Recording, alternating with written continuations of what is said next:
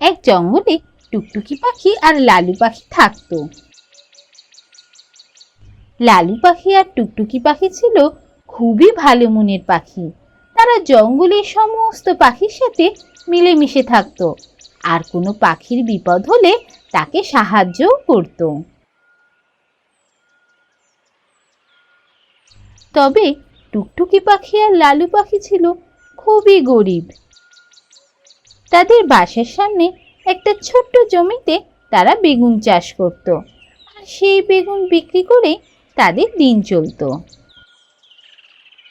এত অভাব থাকা সত্ত্বেও তারা এমনিতে আনন্দেই দিন কাটাতো। কিন্তু তাদের কোনো সন্তান না থাকায় তাদের মনে অনেক দুঃখ ছিল।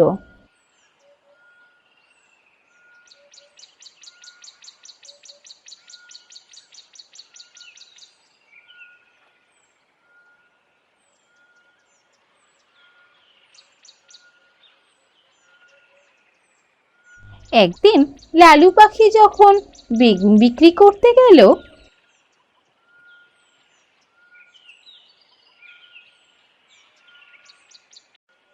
এ কি লালুদা, বেগুন তো শেষ হয়ে এলো, তুমি এত কম বেগুন আনো কেন গো? একটু বেশি করে তো বেগুন এনে বিক্রি করতে পারো।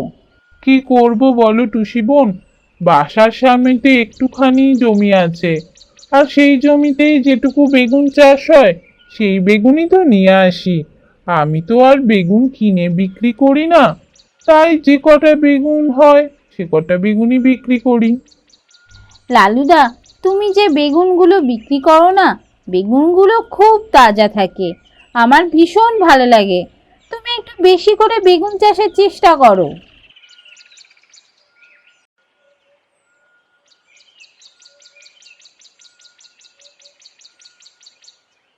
সেই দিন বাসায় ফিরে এসে লালু পাখি টুকটুকি পাখিকে এই ঘটনাটা বলল।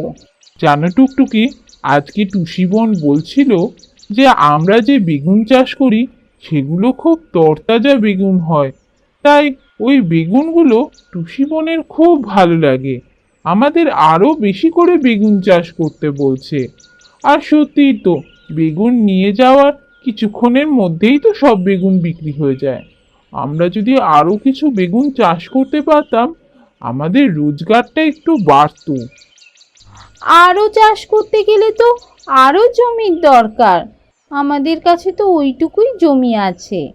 বেশি জমি কিনতে গেলে তো অনেক টাকার দরকার। আমাদের কাছে অত টাকা কোথায় বলো? তার থেকে যা হচ্ছে তাই ভালো, আমি সেই নিয়েই খুশি। হ্যাঁ, তুমি এটা ঠিকই বলেছ। যেটুকু রোজগার হচ্ছে তাতে আমাদের তো চলে যাচ্ছে। এইভাবে তাদের বেশ আনন্দেই দিন কেটে যাচ্ছিল। কিন্তু একদিন জঙ্গলে ভীষণ ঝড় বৃষ্টি হলো। লালু, বাইরে এত ঝড় বৃষ্টি হচ্ছে, আমাদের বেগুন গাছগুলো বোধহয় সব নষ্ট হয়ে গেল। হ্যাঁ, যা ঝড় বৃষ্টি হচ্ছে, আমার তো ভয় হচ্ছে সব বেগুনগুলো না নষ্ট হয়ে যায়। কি সুন্দর বেগুনগুলো ফলেছিল, কাল নিয়ে বিক্রি করতে যাব ভাবলাম, এবার যে কি করব। পরের দিন সকালবেলা লালু পাখি আর টুকটুকি পাখি বাসার বাইরে এসে দেখতে পেল তাদের সমস্ত বেগুন গাছ নষ্ট হয়ে গেছে, আর তাতে যে বেগুন ফলেছিল সেগুলোও সব নষ্ট হয়ে গেছে। যা ভয় পেয়েছিলাম ঠিক তাই হলো। দেখো লালু, সব বেগুন গাছগুলো নষ্ট হয়ে গেছে। এবার আমাদের কি হবে? আবার নতুন করে চাষ না করলে বেগুন বিক্রি করব কি করে? আর বেগুন চাষের জন্য যে টাকা লাগবে সেটাই বা কোথা থেকে পাবো? সব বেগুনই তো নষ্ট হয়ে গেছে। দেখো লালু, ওইখানে একখানা বেগুন গাছ এখনো ঠিক আছে, আর ওতে দেখো একটা বেগুন আছে এখনো। আরে হ্যাঁ, তাই তো, একটা বেগুন গাছ তো দেখছি এখনো ঠিক আছে, কিন্তু এই একটা বেগুন আর বিক্রি করতে গিয়ে কি বা হবে? একটা বেগুনে আমি ক টাকা পাবো? তাহলে লালু, ওটা আর বিক্রি করে কাজ নেই, চলো ওটা আমরাই খেয়ে নেব, ওটা নিয়ে বাসায় চলো। সেই বেগুনটা নিয়ে টুকটুকি পাখি আর লালু পাখি বাসায় চলে গেল। এরপর লালু পাখি যেই বেগুনটা কাটতে গেল, সেই সময় বেগুনের ভেতর থেকে একটা পাখির গলার আওয়াজ পাওয়া গেল। লালু, বেগুনের ভেতর থেকে পাখির গলার আওয়াজ আসছে কি করে? তুমি একটু সাবধানে কাটো, মনে হচ্ছে বেগুনটার ভেতর কিছু আছে। লালু পাখি খুব সন্তর্পণে সেই বেগুনটা কাটলো। এ কি, বেগুনের ভেতর একটা পাখির ছানা কোথা থেকে এলো? দেখো লালু, এত ভেবে কি হবে, আমাদের তো কোনো ছানা নেই, একেই আমরা নিজের সন্তান মনে করব, আর একে সন্তানের স্নেহ দিয়ে বড় করে তুলব। কিন্তু এই বেগুনের ভেতর এই ছানা পাখিটা কোথা থেকে এলো? দেখো লালু, এত ভেবে কি করবে, দেখো বেগুন গাছটা আমাদের ছিল, সুতরাং তার বেগুনটাও আমাদের।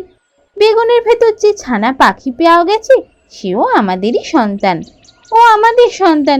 তুমি এত ভেবো না তো, আমাদের তো কোনো সন্তান ছিল না, আজ থেকে আমাদের এই দুঃখ ঘুচে গেল। এরপর লালু পাখি আর টুকটুকি পাখি সেই বাচ্চা পাখিটাকে দুধ খেতে দিল।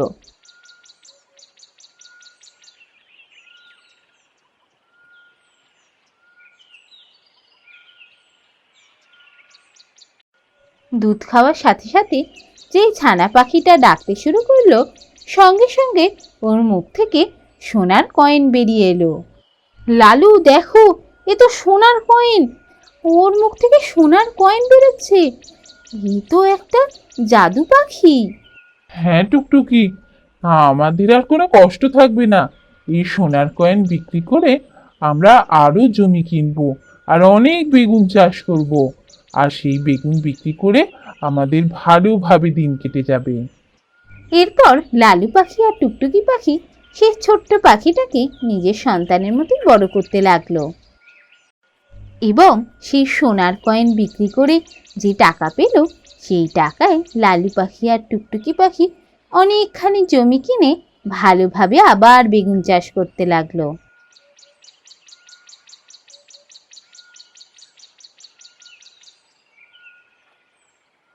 এবং সেই বেগুন বিক্রি করে তাদের খুব আনন্দেই দিন কাটতে লাগলো।